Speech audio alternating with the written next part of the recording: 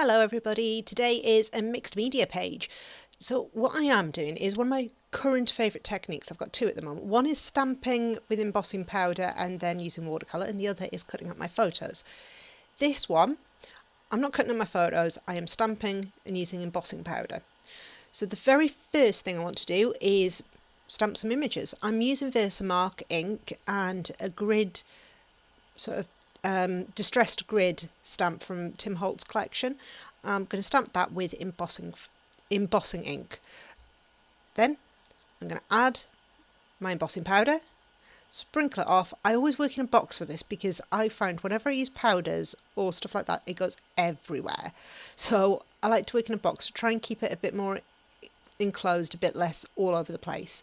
And then I'm going to use my heat gun, get the embossing powder nice and heated so that it melts, because that's kind of the point of using it. Because it's an older embossing powder, it is taking a while to heat through and to melt, so just take your time with it. The older the embossing powder, the longer it's going to take. And once I've finished, I always dust it off with a brush just to get rid of any loose powder or things like that. The next thing I'm going to do is start adding some colour. So this is just watercolour. You could use inks, you can use paints, it's up to you. And I'm using a normal cardstock. I'm not using anything heavy. So I've just got to be a little bit careful as to how much water I add so that I don't wind up with this dappling of the cardstock below it.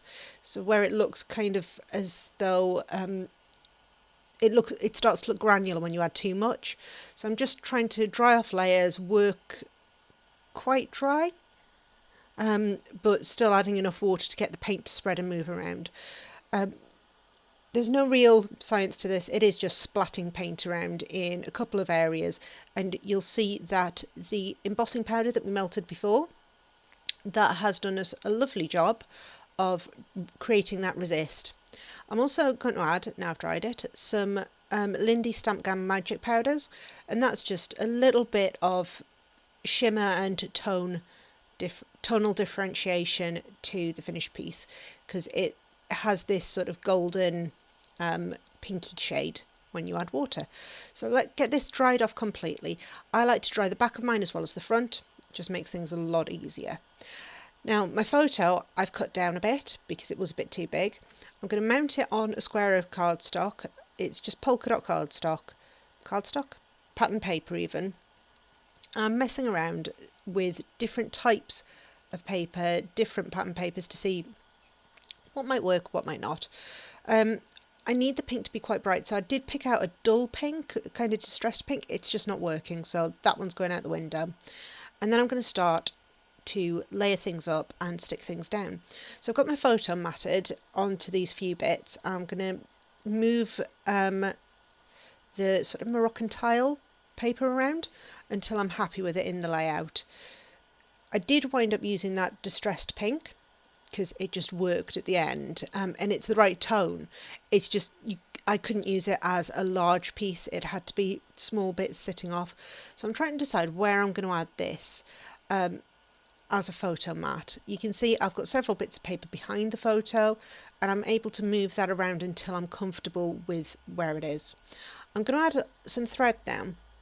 So I've picked out three shades of thread. I've got a bright pink, a sort of orangey yellow, a goldy yellow, and a bright orange. I'm just pulling out a length of this, scrunching it up, twisting it around a bit and sticking it underneath the cardstock. I'm using a wet glue for that because thread needs wet glue. It's just way easier. So I've got it in the bottom left hand corner and the top right hand corner of the photo, and again just gluing it down so that it holds in place, and once it's dry it's not going to budge around too much.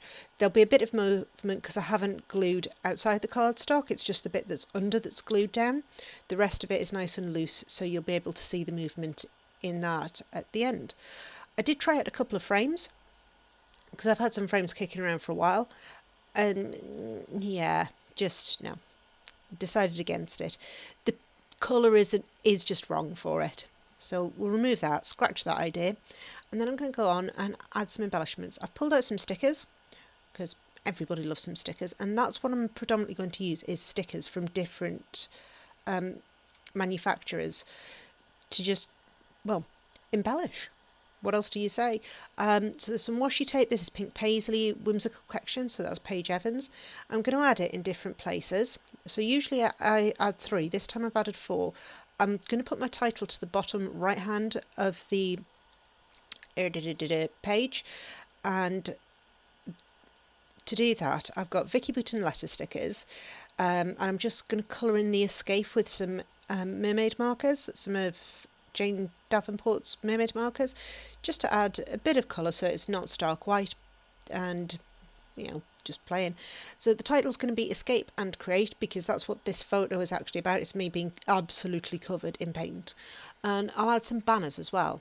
So I have Coca Vanilla Studio banners, and I've got a few other bits kicking around that I kind of feel like might work for this. So again, I've got some more of the Prima stickers coming out.